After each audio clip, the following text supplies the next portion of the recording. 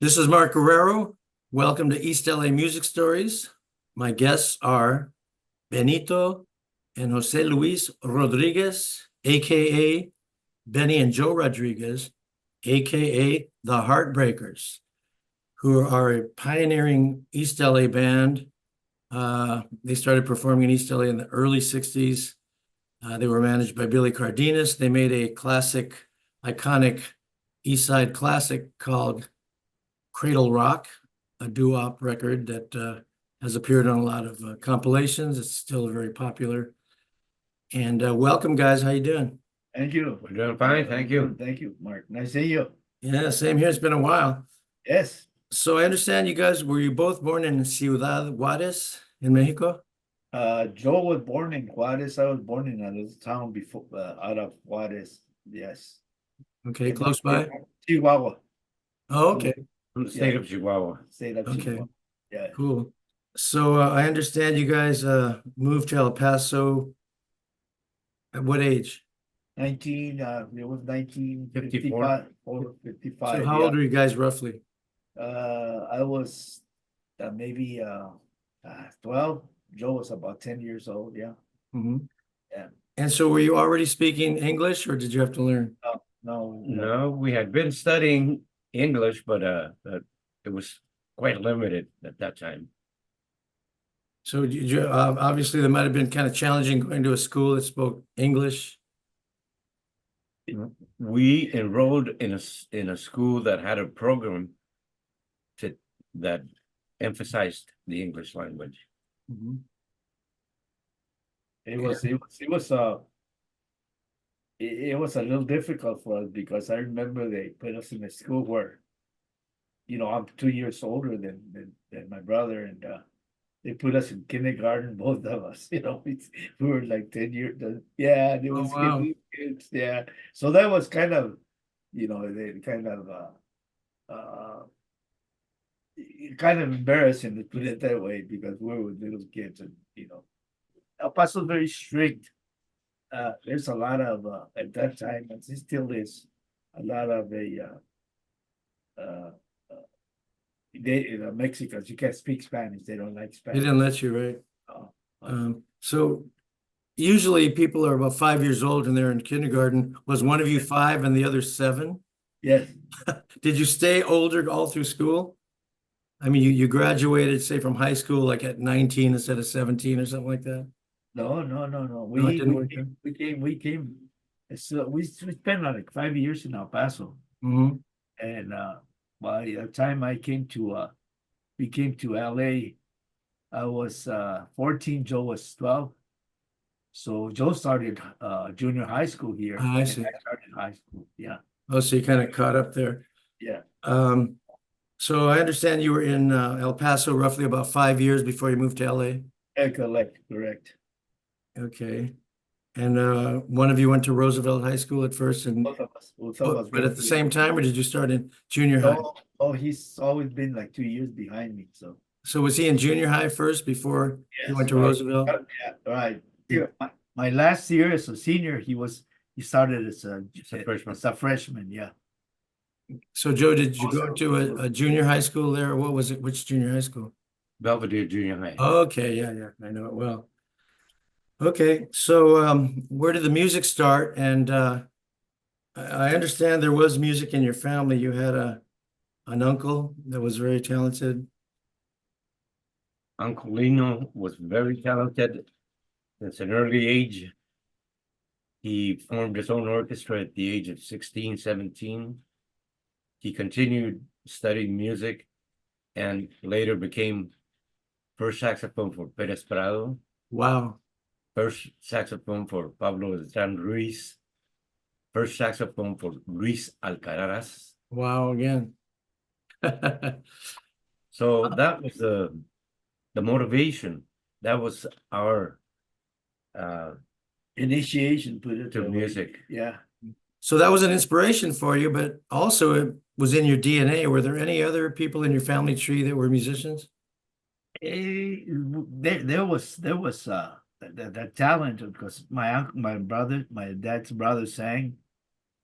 He's the only one left alive. Mhm. 94. This guy sang like Pedro Infante, So Wow. yeah, so he sang like Pedro Infante, dressed like him, it's funny. Yeah, so that's how really actually we started, because I remember that I started singing when I was like 5 years old, and there was a program in Juarez. It was the XEJ station, and they had a amateur night, and my aunts would take me to sing because I somehow I could say in tune and everything at 5 years old. I didn't get out of tune or anything. Once they gave me the chord, I was there. That's So great. I was, I was a king of all the kids because I'm the oldest of all of them. And then my brother saw the attention I got, from my Yeah, aunt. yes. So then he started singing too, and then so they took him to the station. So we sang apart, but we both sang. Nice. We took part in many of the contests that were conducted at that XJ, Right? Yeah. XJ in Ciudad Juárez, Chihuahua. It was aired, and Benny would win at his level, and I would also win prizes competing with my level. So when did you form your group? I understand you started singing more obviously in Spanish early on. Correct. Yeah. Well, that we actually, when we were kids, we were in Mexico. So Yeah, but even in El Paso, you're still. well, yeah, after a while, like I said, we we had that in us about singing. Yeah. And back in those years was the golden years of Mexico, the movies and the music. And the great trios, right? Oh God, they're the best trios in the world. So we had Pedro Infante, we had Jorge Negrete, we had Miguel Aceves Mejia. And we didn't actually, we were very poor, and we didn't even have a radio at one time. But in Mexico, if you live in Mexico, I don't know, it's a different life. Everything is uh more open. Okay. There was no what do you call it? That we have to be in the house at 8 o'clock for dinner. No, nothing like that. We were playing out in the streets. And they would send us to buy groceries, my mom, and other people that had the radios. And they were full blast, man, even till about 11 o'clock at night. Mhm. And we heard all those songs. Right. We learned them, and So you we mentioned all those great solo singers, but the trios I brought up were like Los Panchos, yes, Los Diamantes, Los Yes. Tres Haces, all those people. all right, They were right. influencing you greatly, right? A lot, because once my voice changed, then my father saw an advantage for us to harmonize, and he showed us how to harmonize. And at that time, that's where we're making that trip from El Paso to San Jose. San Jose up north. We worked in the fields with my parents, and again, we would sing. I mean, it was just in us. We sang a cappella, and then we started getting my guitar, and again we sang, but we sang in the stations, in the radio programs. We went back to El Paso though, and they would make fun of us because we couldn't sing in English. And So unfortunately, there for a while, we did stop singing because of peer pressure. The kids our age would make negative comments Wow. regarding our origin, and that we spoke mostly Spanish. Well, all Spanish almost. Right.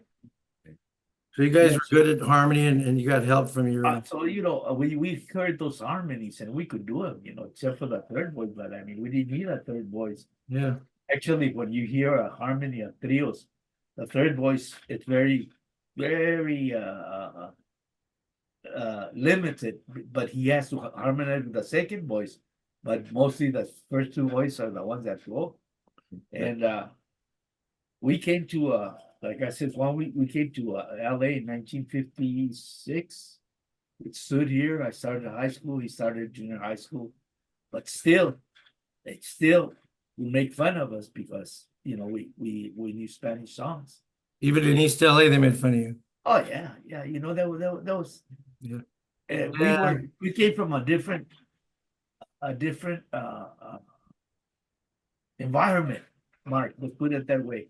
Different environment. Like I said, we were low income and that, and the kids here somehow had that advantage. And I remember when I was in junior high, there was like conflict between the Mexican-born kids and the Oh, yeah. Chicanos. Sure, sure. Yeah. Yeah. But anyway, so you got two-part harmony things out of the trio stuff. You would do two-part and it would work on all those songs. Oh yeah. It's yeah. You can hear the. There's another group called called Los Landis? no, there's two brothers too, but Oh, I think they saw our and they copied us. They play guitar and bass too.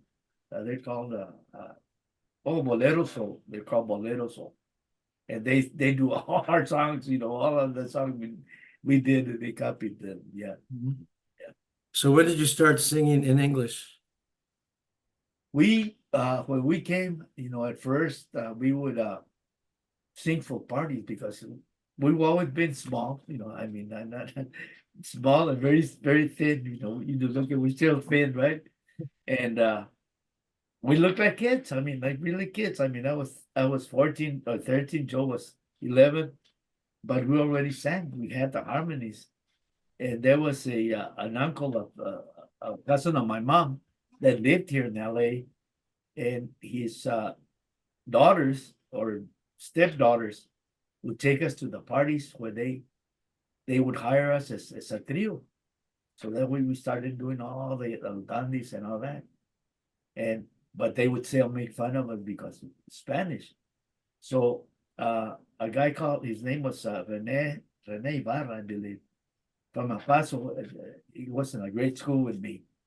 And he came to Roosevelt, and we started talking and remembering. And he showed me this. He says, you guys sang right? And I go, yeah. He says, there's a record that's perfect for you guys.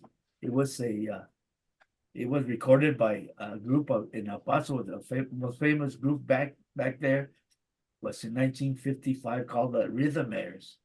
And it was a duet, a girl duet. And what was her name?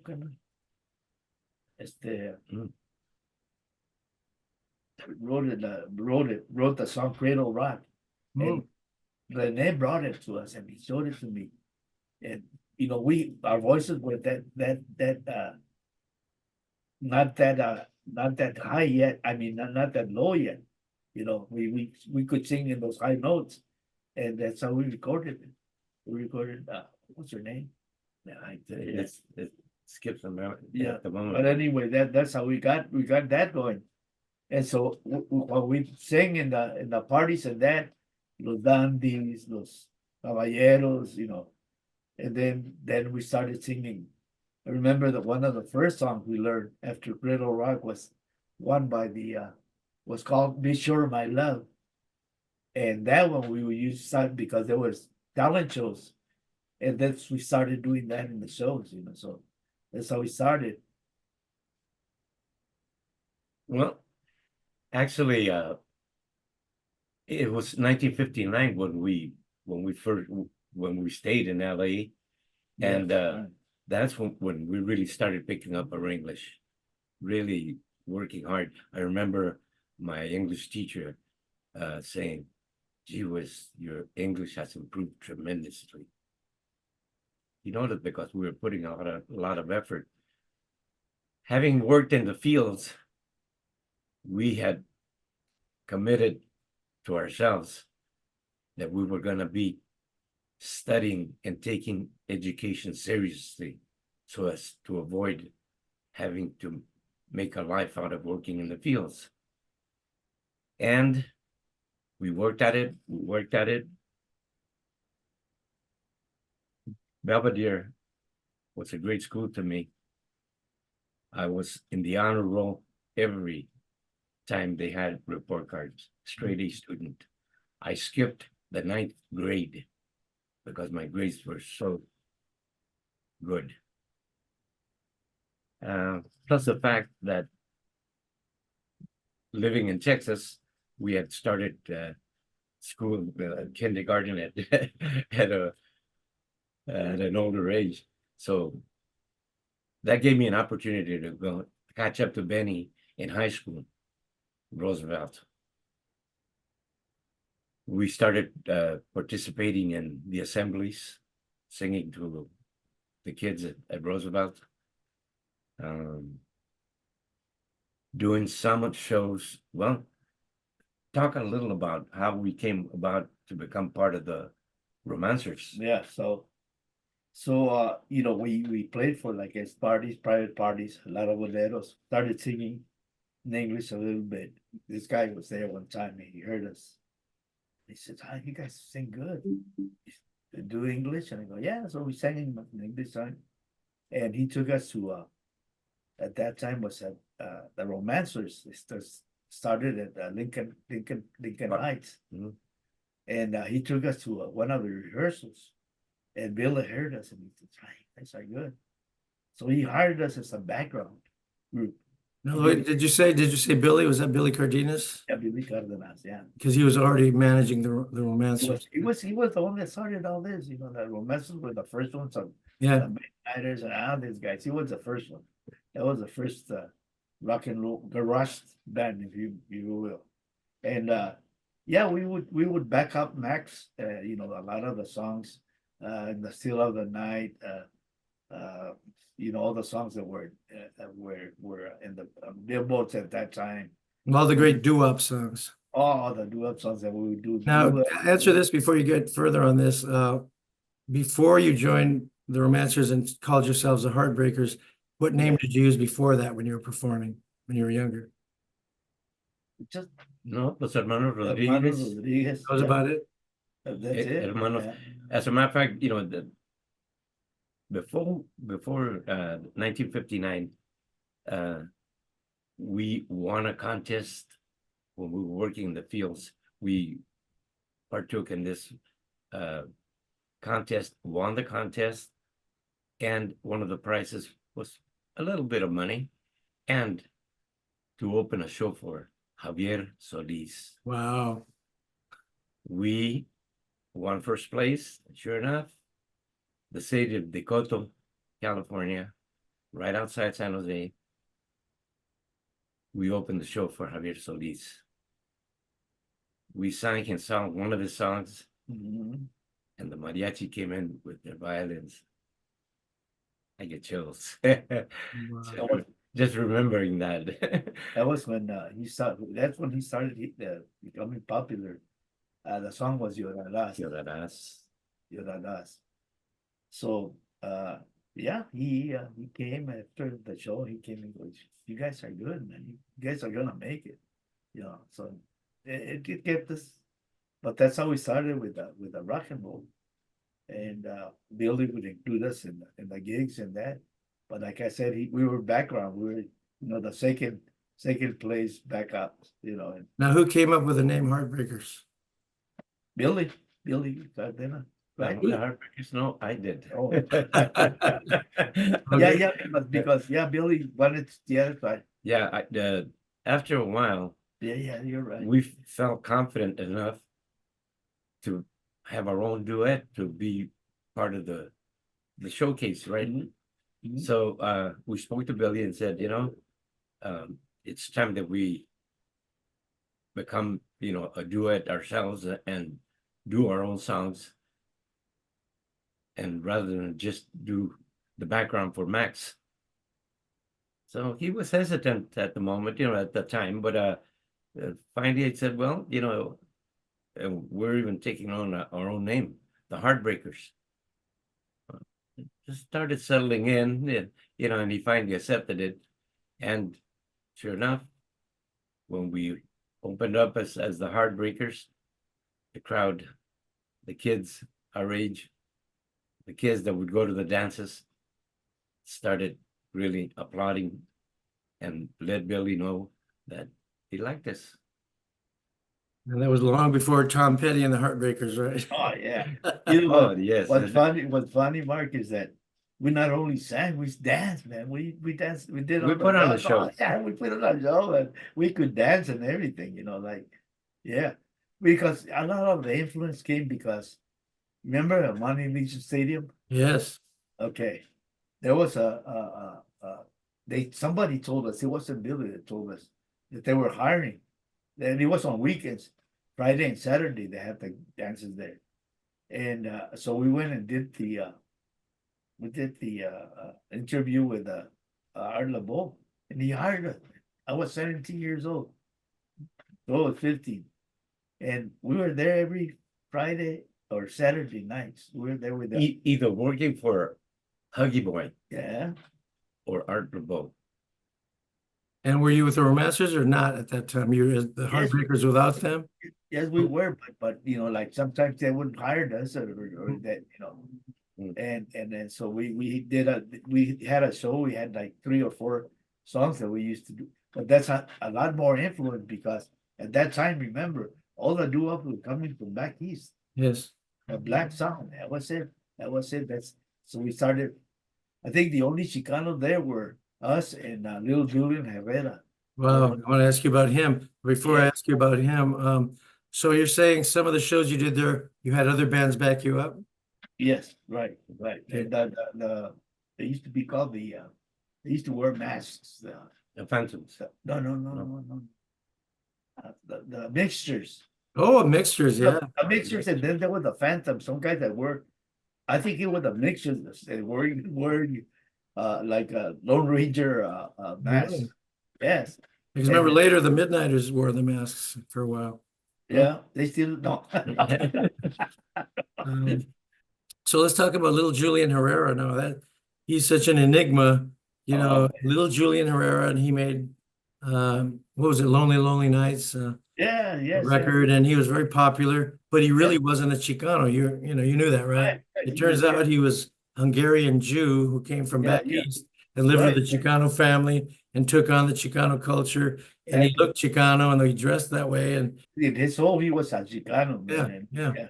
A Chicano, yeah. and then at some point he disappeared and nobody knows what happened to him, where he went, if he's still alive. He just kind of vanished. Well, the thing is, maybe I know because Julia was about what 21 then. By then, he was 21, and He was older than you guys. Oh yeah, he was already. Did you meet him? Oh, yeah. We used to do a show every week with him. What was he like? Wild and fun. Yeah, he was an entertainer and a half, and I tell you, yeah. So a lot of the that spirit, like he was very pushy. Okay, like hey, you're talking to the Chicano that sings, man. That's the way he was.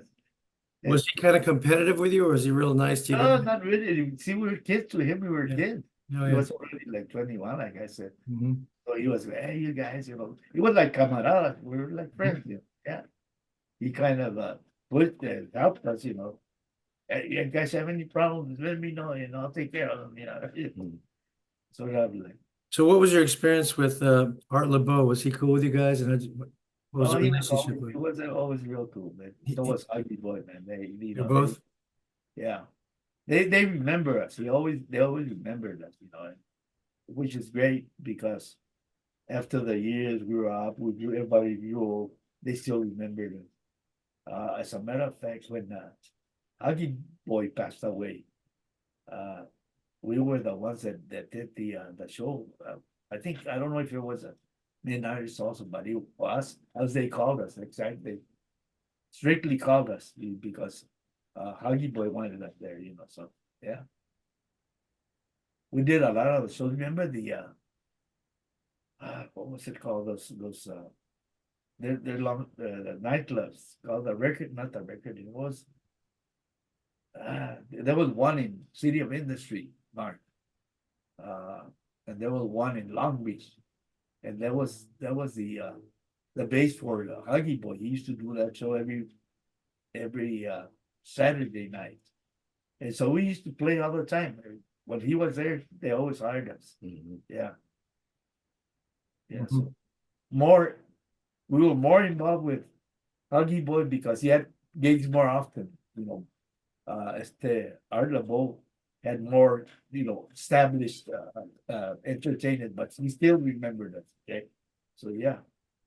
You know, the Heartbreakers was a perfect name that you thought of because, Joe, because it went well with the Romancers, right? We are the Romancers, we are the Heartbreakers, you know.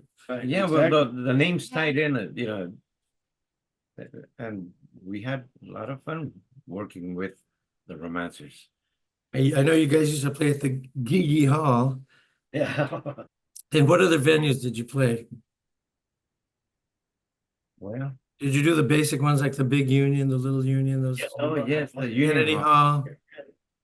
I remember that time the Romancer were the top guys, so we were the top guys that, you know, before the Salad Brothers, before the Right. yeah, you know, the Gordo Brothers, before any of those, you know, we're the first band really because Billy put out there all that effort, you know. So Billy was the one that helped a lot of those bands. He had the premieres, he a had lot of so many people involved. bands. Yeah, a lot of people involved, but he was the building block really that started all this. Yeah, there were bands before that, you know, like Johnny Gamboa and Armenta yeah. Brothers and stuff. Yeah, But the sort of the Eastside Sound that we all know Exactly. kind of And then started with Billy and the Romancers, and Yeah. from that came the Blendells and the Premiers and Yeah, the yeah. Jaguars and my band Mark and the Escorts and the Atlantics, Ronnie and the Right. Casuals. You know, he had all these great bands. Yes, I don't know how he yes. kept them all straight and how he, you know, That's good. No, that's good. Yeah, all they working. good. I'm not putting them down, no, but you know, we had more gigs than anybody. Then you know, I mean, it's honesty. That's actually we used to play at Lourdes when the Armenta brothers were there. You know, well, we do the like during the Mexican holidays, we go up there and sing our Spanish songs con las guitarras nomás. You know, the Armenta brothers only used to do the oldies and that. But there was what 6, 7 of them. It was just 2 of us. Mhm. Yeah. Do you remember seeing the Salas Brothers when they were very young? Oh, of course. Yeah. You remember Yeah. my brothers? You remember the Little Heartbreakers? Oh, yeah. I want to ask you about them. So Yeah. how much younger than you guys were they? About maybe 10, 6, 15 years younger than us. Really? But Gilbert was 7 years old. Eddie was 5 years old Mhm. when they started singing. And I showed them the harmonies of Cradle Rock and they would do it. There's a recording of them at the what was that? Salesian High School, Yeah. the rocket show. For the rock and roll show? It's still there. It's on one of the albums? Yeah, and then you see the Little Heartbreakers, but Mhm. they don't have anything, just their picture, and then they have that recording. Right. You could hear them. They were kids, they were little kids. Yeah. I have a flyer here. Yeah, It says pre-New Year's dance. Stockers Car Club, Saturday, December 28th. And I'm guessing it had to be 64. I'm guessing it could have been early 65 because it doesn't say the year. But anyway, here's the lineup. Round Robin and the Parlays do the Slauson. The Little Heartbreakers, yeah. Heartbreakers, the Solace Brothers, Uh, Bill Ray, backed up by the Romancers, the Jaguars, and the Midnighters with Willie G. It's quite a Yeah. lineup. yeah, And that was at St. Alfonso's School Auditorium. all right. Another one I have, this is really quite a lineup. Here's the lineup on this one. It's once again Round Robin and the Parlays, Johnny Guitar Watson, Solace Brothers, the Heartbreakers, and underneath it says with Please Answer, She's My Baby, Cradle Rock, All right. the Sisters, the Little Heartbreakers, the Premiers, and the Jaguars at the Union Hall, May 16th, 1964. Yeah, So, and of course, one show that I did with you guys was the Shrine Auditorium. Remember that? all right. Big show that had so many groups. Yep. Yeah, And, that's what they recorded that Eastside Sound, right? It's Yeah. Eastside View, yeah. and Little Heartbreakers are on that as well. Yes. And the Heartbreakers. What do you remember about that show at the Shrine Auditorium?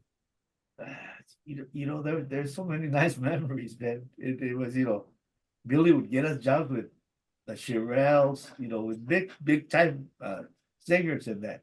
So it was nothing, it was exciting for us because we loved the music, we loved to sing. So really nothing, there was no surprise, to us it was like a natural that we were playing at those events, Yeah. What are the people, like you mentioned, mainstream artists, whether black mainstream artists or white ones? Do you remember who else you might have been on the bill with like that? Mostly blacks, blacks from back east, all the guys that sang One Summer Night and blah blah. We even used to do a show for Larry. What was his last name? He was in Channel 7 News. He was an anchorman. Mhm. McCormick? Larry McCormick. Yes. Oh, I remember him. Yeah. Okay. So he hired us. He had a theater in Compton, not Compton, yeah, Compton or Linwood, and he hired us, and it was us and the Righteous Brothers, but the attendance was nothing but black people, right? So I remember the Righteous Brothers were scared, because they and then they opened the curtains and we started singing. They sing two Chicanos singing, like doo-wop songs. And How did they accept you? Oh, they loved us. They loved us. Yeah. Let's go back in time a little bit to have here that at one point Bumps Blackwell came to Roosevelt High School. Yes. Talk about that. And he heard you. Bumps Blackwell? Yeah, he was Little Richard's manager. Little Richard's manager, yeah. There for a while, he almost stepped in as our representative, as our manager. He even got us he tried to get us into the same label as Little Richard. Yeah. He got Is that us specialty? Little Richard was on specialty. well, he got us in one of the subsidiaries, Mhm. Brent Records. Did you actually do a record with him? We did a record with him, yes. What was it? Living a Lot to You. Yeah. And then there was a Mexican polka, but it was instrumental. And I played the lead on that. He liked it, and he wrote the arrangements.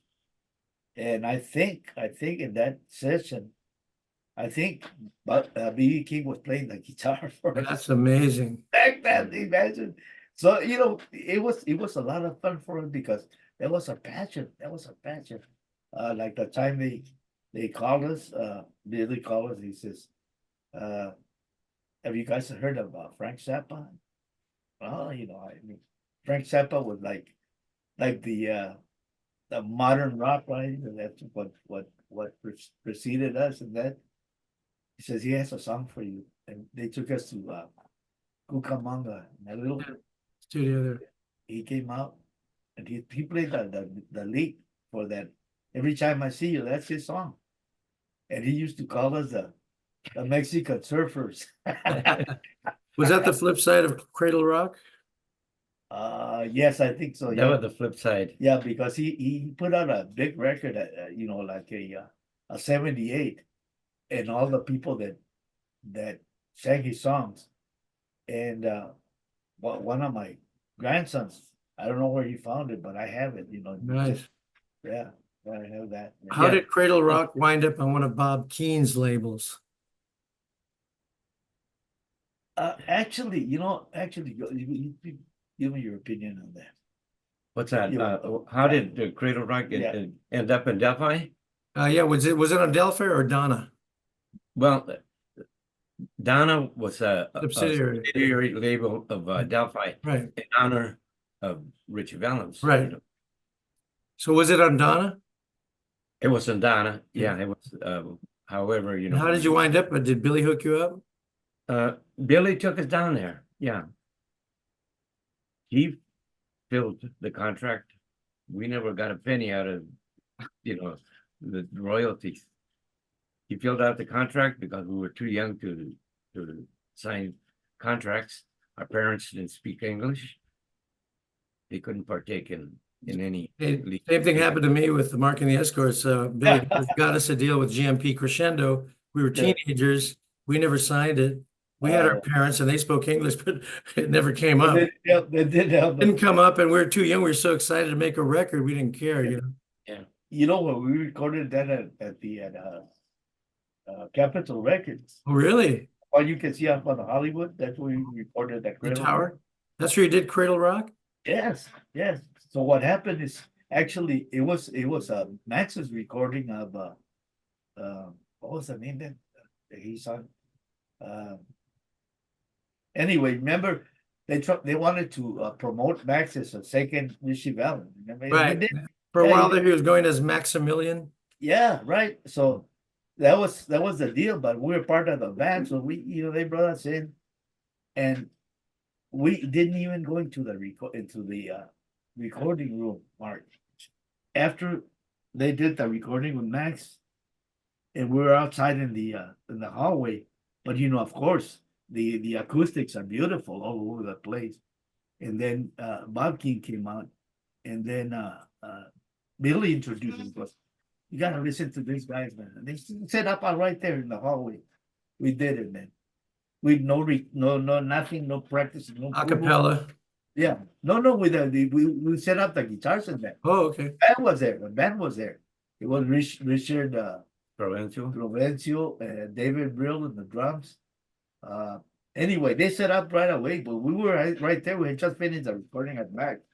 They plugged in the amplifiers and they brought the microphone. I said, this microphone, this is where Richie Valens recorded. I go, wow, that impressed us, Mhm. that impressed so that's where we recorded it. And like a month later, boom, Billy started pushing it. And they brought us into the record, and I remember it was so great day because there are all kinds of girls there, kinds of people. Huggy Boy was introducing us. They were taking pictures of us getting it was exciting for us, because we're second choice when we play with the band. And so yeah, it was fun though. And wasn't there a photo of that in that book, Land of a Thousand Dances? I think it was Yeah, you that was guys the at the first record day, in. yeah. A-side Cradle Rock was done in Capitol, but the B-side was done with Frank Zappa and Cucamonga, right? Right. And were they recorded kind of close together in time, or how long between? Oh, those? maybe it was maybe 2 years later. Really? Yeah. 2 years So, later. I see. So the Zappa song was 2 years before Cradle Rock. After Cradle Rock, yeah. Got it. Okay, cool. So neither one of you, you guys went back to school, so you didn't have problems with the military and during the Vietnam War? I got drafted. I got they didn't take me because I was going to school, and my goal was to become a pharmacist. So that's why they deferred me. And the same with you, Joe, right? You had a deferment? I did, and in my case, it was because I was underweight. I was weighing 100.5 pounds. But it wasn't a school deferment? Not a school deferment. It was, they said, go home and eat a lot of beans and rice. Too Come back. skinny. Come back in so many months, I went back and I was still underweight. I'm still underweight right now. So tell me about your educations. As you said, you guys got serious about education young, but you went on to college and you guys did some amazing things. Talk about that. You, Joe. Joe. Yeah. My goal in high school was to become an optometrist. I was a science major, but in those times, the 60s were dreadful for Hispanics as far as achieving any goals, because there were always barriers. Right. My counselor calls me in. She says, Mr. Rodriguez, we're going to have to change your major. I said, why? Look at my grades. They reflect all my hard work. Nonetheless, we're going to have to change your major. And I said, why? Well, something more appropriate to you. Didn't call my parents to notify them that they were changing my major. The couldn't justify to me why they were changing the major. And I asked, well, to what are you going to change it? Industrial technology. Oh, that sounds impressive. But you know what? My dad is an industrial technologist. He works in a factory. She almost fell out of her chair. Anyway, says, never mind. We're going to change your major, and that's it. And I said, well, you know, you'll do it because you're empowered to do it, right? But at least leave me with a major that I can continue with at the university. Okay, you'll become a Spanish major. They figured, what can you do with a Spanish diploma? I went to junior college, did some follow through with my major Spanish, and my second major was business education. So I get my A degree. I transferred to Cal State L.A. and I asked, the counselor, I'd like to change my major to psychology. She says, well, this was after I had already completed some units. I was towards my bachelor's. She says, you need a foreign language for psychology. I said, look at my transcripts. I got a ton of Spanish. She says, oh no, that's not a Spanish. That's not a foreign language.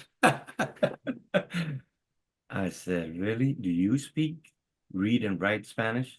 Oh, no. But I didn't come from a family who were native Spanish speakers. I said, okay, so Spanish is a foreign language to you, but not to me.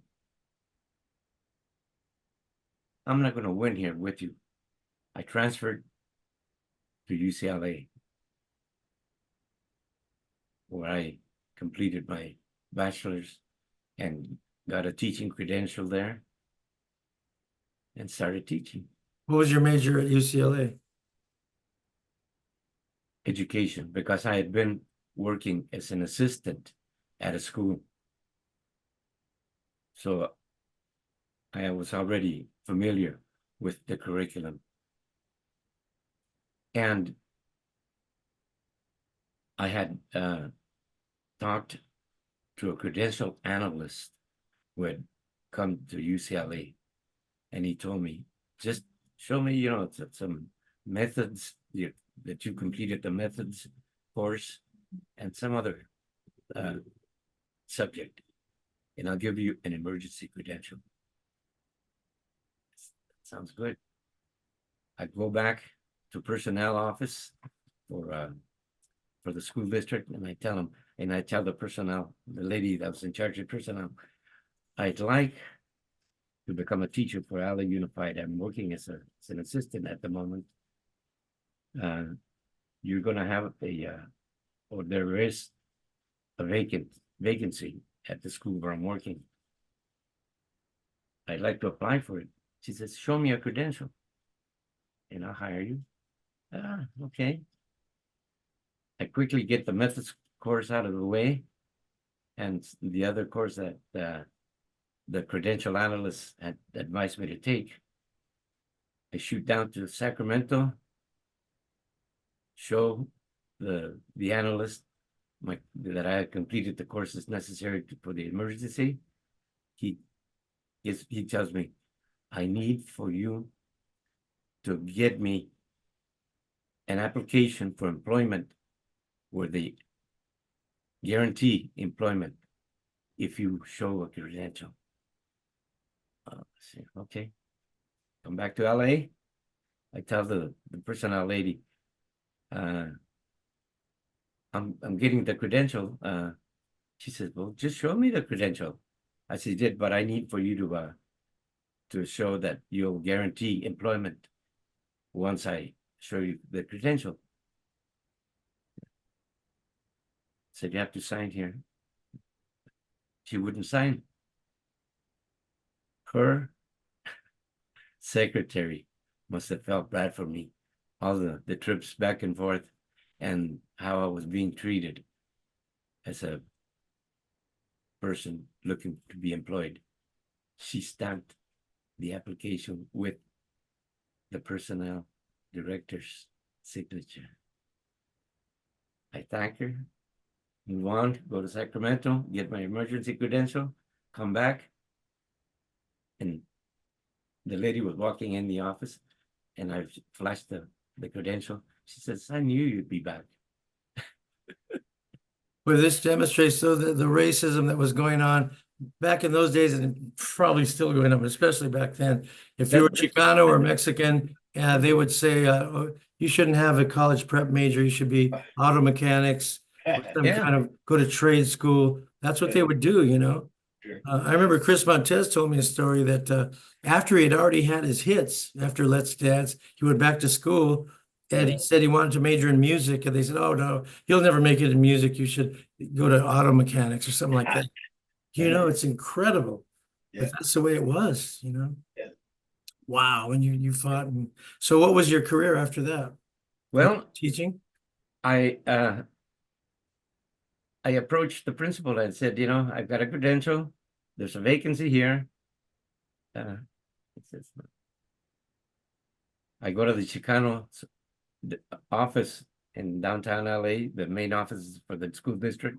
I speak to the fellow that was there handling the affairs. And I explained my situation. You know, I said, there's a vacancy at the school where I'm working as an assistant. They told me that if I had a credential, they'd give me I'd be employed as a teacher there. And now the principal says no. So he gets on the phone and says, Mr. Gold, Mr. Rodriguez is here and explaining what the situation is regarding the vacancy you have at your school, and you will hire him as a teacher. He says, I'm not gonna fire one of my teachers to hire Mr. Rodriguez. He says, you don't have to fire anybody. There's a vacancy, and we know that there is. Give him the job, or we'll see you in court for discriminating. They hang up. I go to the school, and I get hired as a teacher. However, he made it so difficult for me. We would have meetings with all the teachers, and he would tell in front of everybody, Mr. Rodriguez snuck under the wire. I told him, listen, you SOB, next time you ridicule me in front of my peers, I'm going to take you to court. I didn't sneak under the wire. Are you calling me a wetback or something?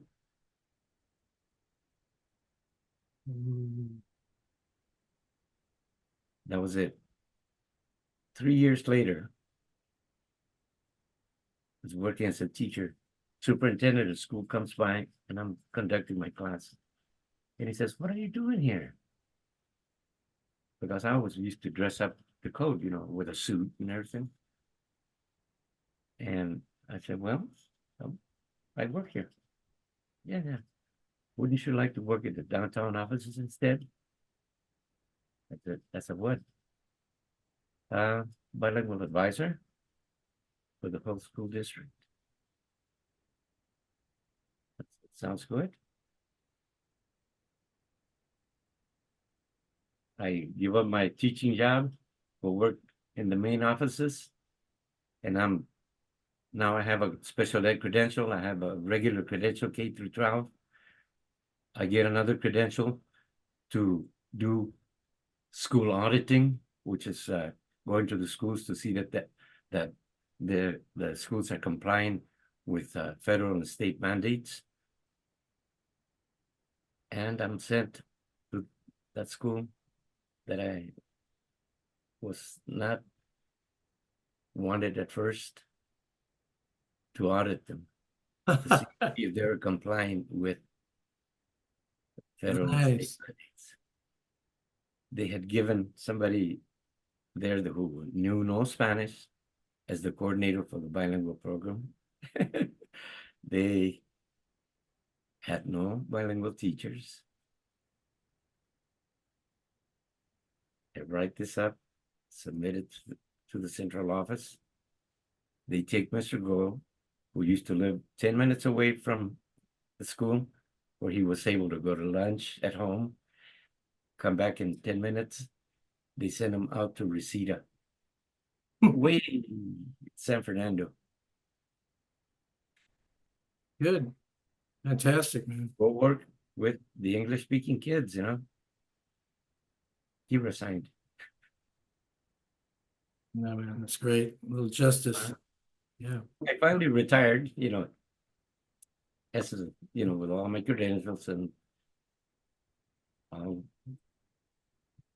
how about you, Benny? You went into another whole field, right? Yeah, well, I was always a very interested person in math. I like that. I like logics and that.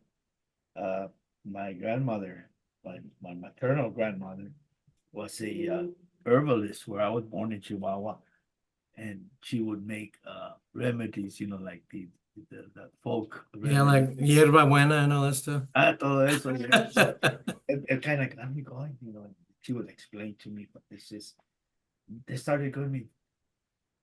So we came to El Paso, and luckily we started in a barrio called Smelter Town, and the closest school there was El Paso High. El Paso High was like Beverly Hills in El Paso. I started in El Paso way back then. There was no junior high schools, okay?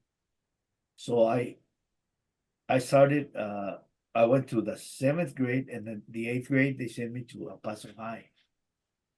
And they saw that I was very good at math, very, very good at math.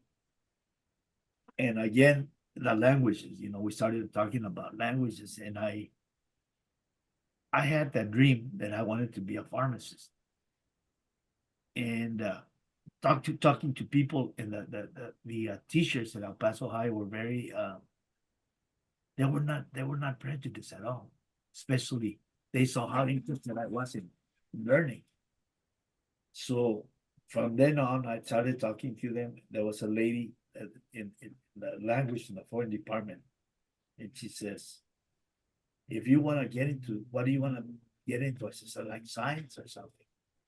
He goes, okay, you can go into, life sciences. You can. I said, I want to be a pharmacist. I said, okay, take Latin. Okay, take Latin, because all the prescriptions are written in Latin, because it's a dead language, so that will never change. That's why they use it. So I took Latin. Great, I learned that. I took that. I mean, I can read it now. I can read Latin and that. And then a math teacher, she introduced me to the math teacher. I started learning. By the time I got to Roosevelt, I already had math analysis, which means like calculus, beginning calculus. Again, I came to Roosevelt, and I had never seen so many races. There was a lot of Japanese people, of course, Germans, Russians, blacks. There was little villages, about 45% black, and then the Chicanos, and then the Mexican. That they used to want to put me on first soon, because I tell you, I swear, not making an excuse, but we were very poor. I mean, when we came, we were poor. These guys were dressing their Pendletons and that. No, we had Levi shirts and that, and they used to call us wetbacks, Guareños, Tijuaneros. So again, I said they called the counselors, and again she wanted to put me in body shop, and I said, no, I'm going to college. Since you don't qualify. I go, what do you mean you don't qualify? Get the transfer from El Paso. I was also a straight A student, right? And he says, okay. He says, but you still have to prove to us. So he took me to take a test in math. So what do you want in math? I go, whatever you want, throw at me. So they thought, I guess that their thinking was you have to use a lot of reasoning, logic reasoning in geometry, right? Because you have to explain theories and proofs. Right? That was the easiest for me. So they took me the next day I took a test, flying collar. So they had to put me in the special classes with the Japanese people, right? For college. I graduated. I went to East L.A. because I couldn't afford Cal State yet, I got married when I was very young. So, but I worked my wife had never had to work. I was because in our culture, we never saw my mom or my grandma. And so when I got married, my wife never worked. I hustled, and I had kids who were very, very young. I was 23. And anyway, I started going to East L.A. College, and there was a program for USC.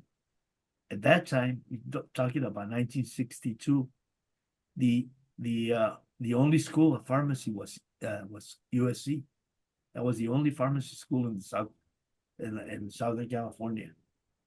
And there was a program out of East LA, which was 95 units instead of 65 units. I had to take 95. So I had to take, the organic chemistries and the inorganic chemistry and physics, and I had to take the calculus. And so I completed my 95 units, I applied to SC, took the test, I passed. But then that was a private school.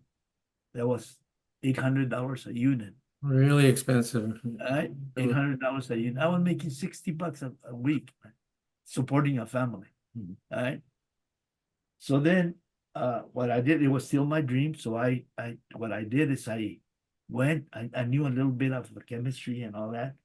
And I started working for a Jewish company. It was two gentlemen. And it was called Brown Pharmaceutical, really nice guys. And I started as a shipping clerk there. Back then, they were already making Viagra, but it was a vitamin K, like potassium. So I started learning, the analysis in that. And I remember some of those classes were tough because I worked from 8 to 7, 8 to 5. Then I go to school at night. So it took me like 8 years to get my bachelor's because I had to work.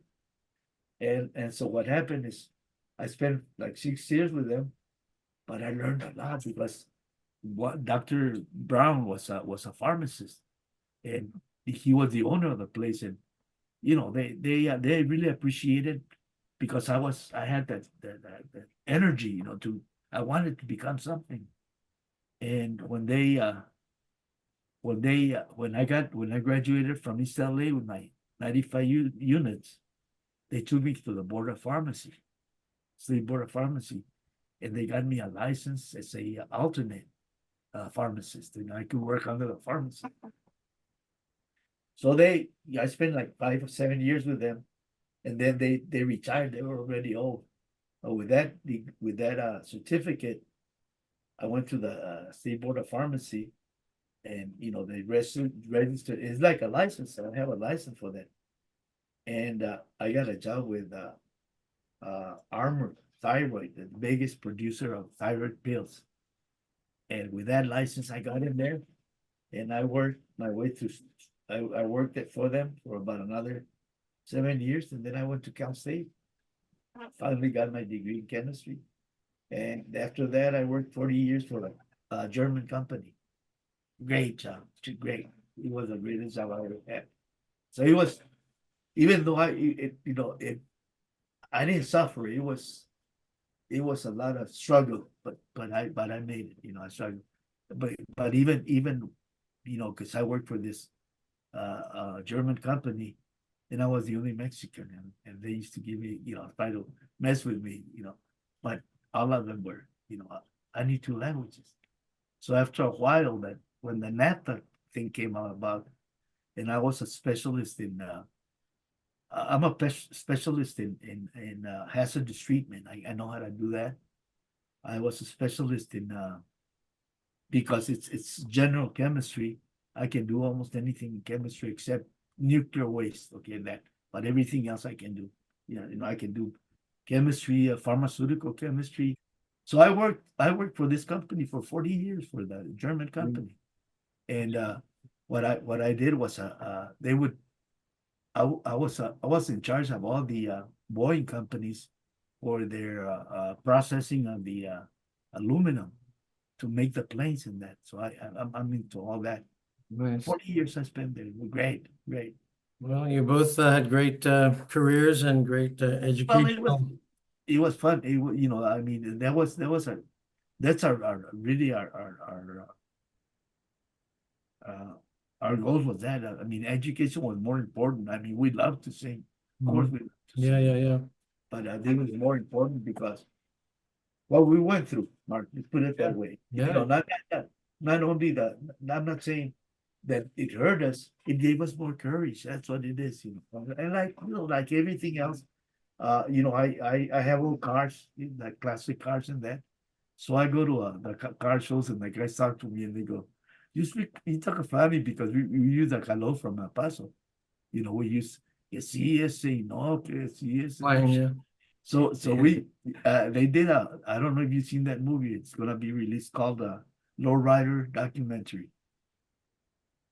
So the guy called me over. He goes, "Hey Benny, can you help us out? You know about the pachucos and that. With El Paso was, my dad was a big pachuco." And I go, "Yeah, okay." And he was a journalist. His name is Mark Martina. He said, "I don't have anything to pay you with." I said, "No. I can share whatever knowledge I'd like to share." And so the first question we were, and I but like now he tells me, "So why do they call us low riders? Because we're low class." I go, no, I go, no, because the cars are low. That's why. So he said, it's funny, Mark. I have a truck in a 49 Chevy, nice man, like all decked out. So the guy called me later, and said we did the pictures of my car and talked to me, and then he says, "Oh, I told him." He says, "So you were raised in El Paso?" I go, "Yeah." So I tell you that we lived in a barrio where they had to bus us to a high school, but the barrio where we moved to was not that far from this high school. So they didn't bus us; they bused the people from Snowford Town. So we had to walk. And we were poor. I mean, we had to walk like 3 miles to high school, right? And whenever we didn't have money for the bus, so whenever we got a dime, it was a dime then. And there's a little central park in El Paso called San Jacinto Park. And there, it's like a central park of New York, but there's a lot of restaurants around there. We're talking about 1950, 55, 54 maybe. And whenever I got a dime to go in the bus, I had to transfer there. And I would see the signs that said, "No blacks, dogs, or Mexicans." All right. And I told this guy, Martina, about it. He goes, "Really? You saw that?" I go, "Yeah." I says, "Hey, I'm gonna be 81 years old next month, man." I says, "They say you're that old." I go, "Yeah, I'm that old, man." So I saw that, all that. Anyway, he came back. He says, "I want to take pictures of the truck." And he had this present for me because I couldn't pay you, but I have this. And it was that placard, man. I have it at home. Wow. Yeah. So I says, "Where'd you get this?" He goes, I was talking to a friend of mine that's a collector, and I told him your story. He says, "You know what? This doesn't belong to me. It belongs to this guy. I have it at home." Yeah.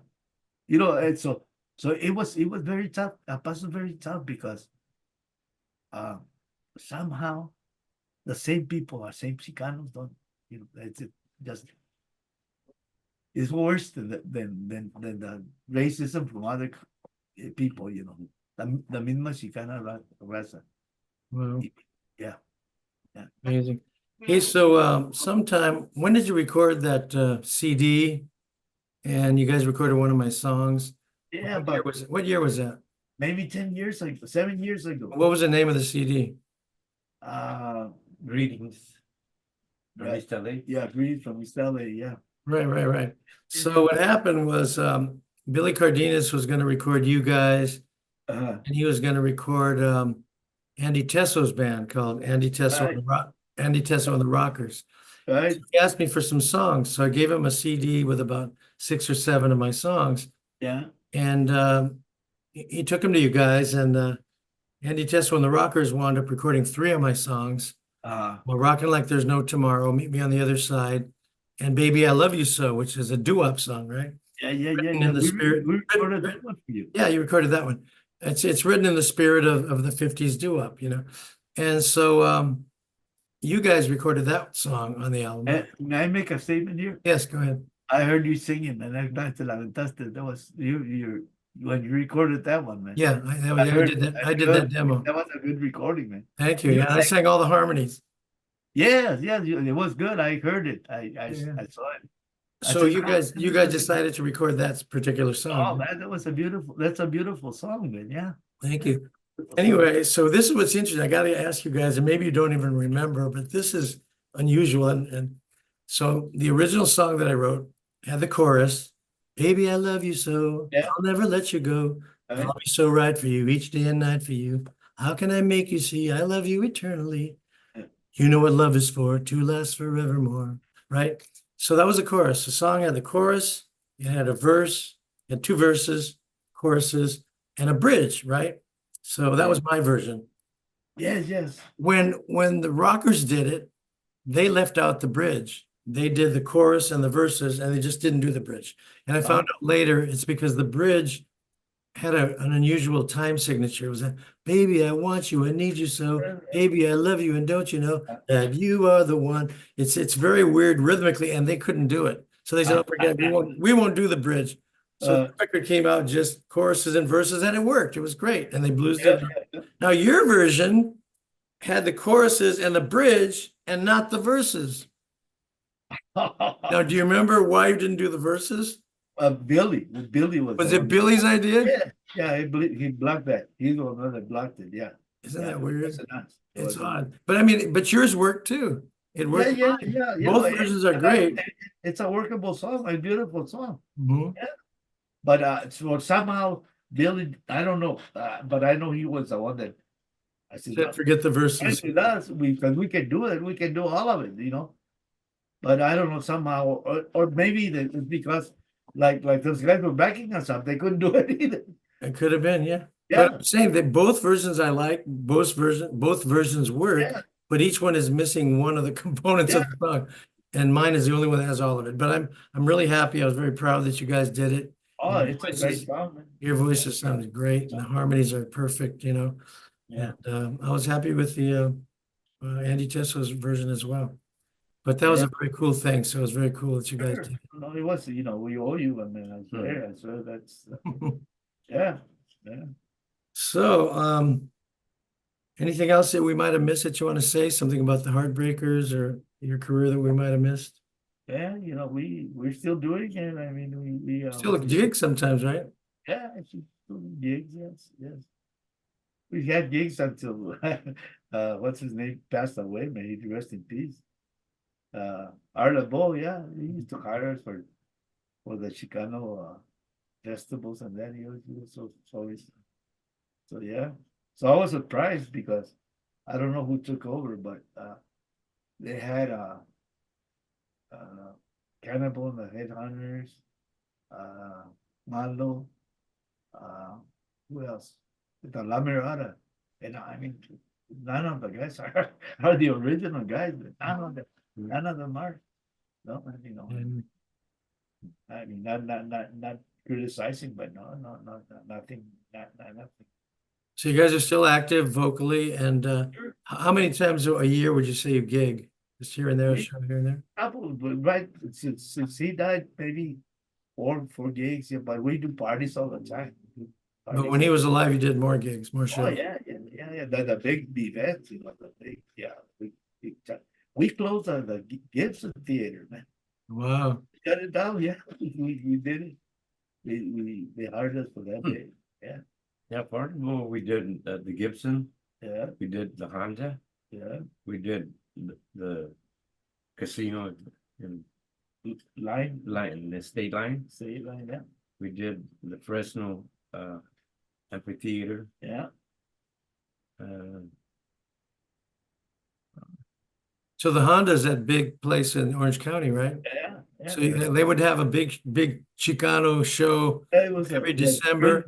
Christmas members, Yeah, and it would be like the Midnighters and El Chicano and Tierra and Malo. And right? and it was several times, Yeah, you know, it several wasn't. times, yeah, you did it several times? yeah, Mhm. Must have been nice, yeah. yeah, it was fun. It was a lot of fun. Yeah, but it's now they're having it, but like I said, most of those guys like they have Renee, he's by himself now. Yeah, yeah. It's funny, I know Renee Ornelas, and what happened is the original Renee and Renee were Renee Ornelas and this other Renee. Yeah, yeah, And at some point he left and he got another guy in and just called him Renee. That wasn't his real name. So he had another Renee, had to Right. teach him everything. Then he left and he goes, you know what? I'm tired of, I think he might have got another Renee. Tired of Yeah. this. I'm just gonna do it by myself and call myself Renee. So Yeah. he's just Yeah. a one-man show. I think his wife participates in the show. Does she sing? Yeah, Yeah. right. I know his She- wife, but I've never seen them perform She together. tries to, Uh-huh. and I mean, it's funny because the last time we did a show with him, and she was behind the curtain and she had a phone, I mean, a microphone, and she was doing the harmony, but no. Oh my God.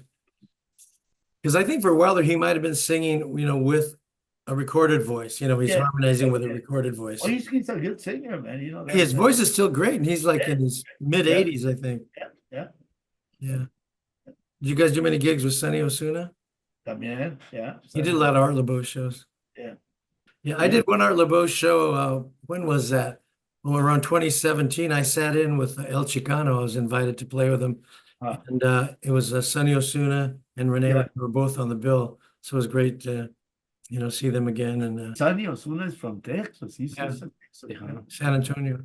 And so is Renee. They're from San Antonio. También, yeah. Yeah. Yeah.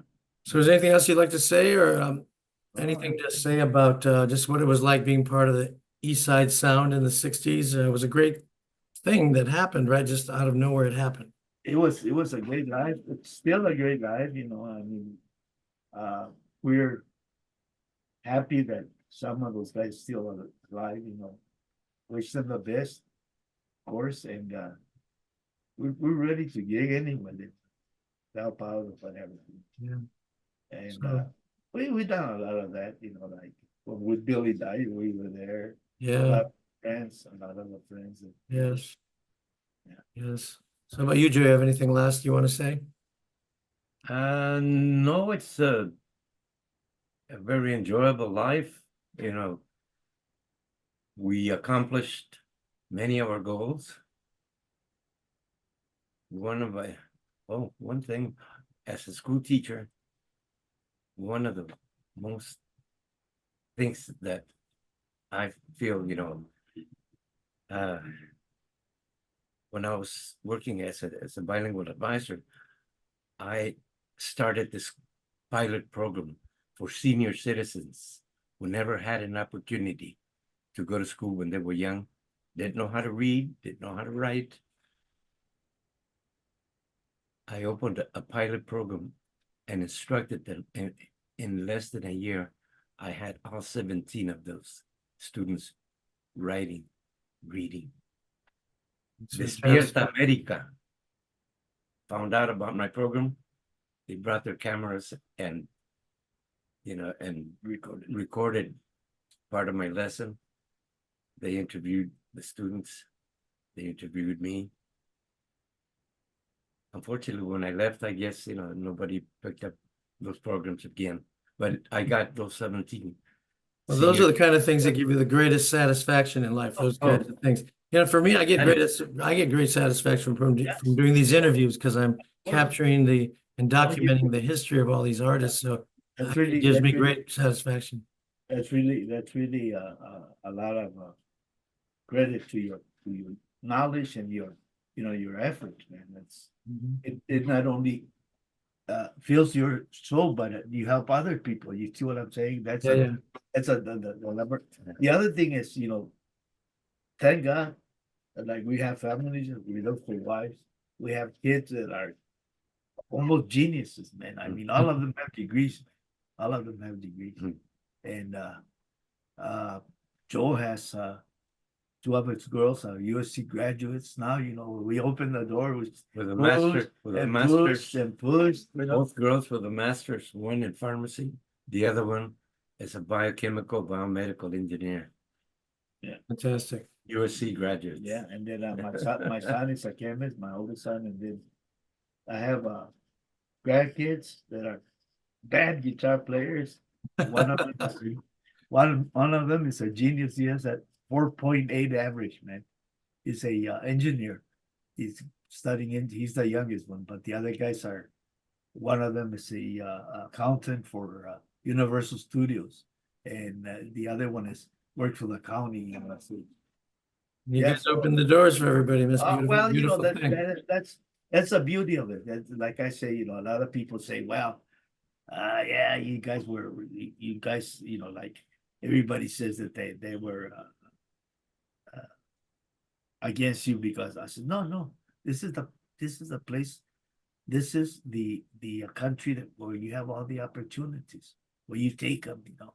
And you guys worked really hard and you guys took, Exactly, man. you Exactly. guys took all the shit. It was, you know, Exactly. 3 times as hard for you as it would have been for just a Yeah. white American, you know what I mean? Of course. So you guys had to fight really hard and you accomplished tremendous things. Yeah, And but see that's what I'm saying. We're grateful that we had the opportunities. I mean, we can complain and say, no, we're grateful because we accomplished it because they give us an opportunity. yes, Not only that, you know, the music too. People like you, people like Billy Cardenas, Eddie Davis. Remember Eddie Davis? absolutely. I remember Harvey Boy, you know, all the guys that helped us really, you know, it was they extended their hands to us, and that's we didn't do it on our own, you know. We had somebody to help us, and you know, a lot of people don't accept that. They go, oh no, because I'm doing no. There's always somebody who will help you. You Yes. need it. No man is an island, as they say. Exactly. Yeah. Hey, well, thanks guys for doing this. I appreciate it. It took a long time for us to organize this, but thank Well, God. you know, we're gonna get it because, hey man, we really appreciate you because like I told my brother, you know, Mark stood out for us, man. He gave us songs and that. So we gotta respect this guy. Mhm. Okay, well, thanks, man. I'll let you know when this thing is up and I'll see you next. No, great, man. Have a nice one. Hey, Okay. and I'm sorry about Khan, man. Again, you know, we had a gig that day we wanted to go see him. Oh, yeah, no, there'll be other times. But Yeah. thanks, Joe. Thanks, Benny. Okay, man. Thank Bye-bye. you. Okay, bye-bye.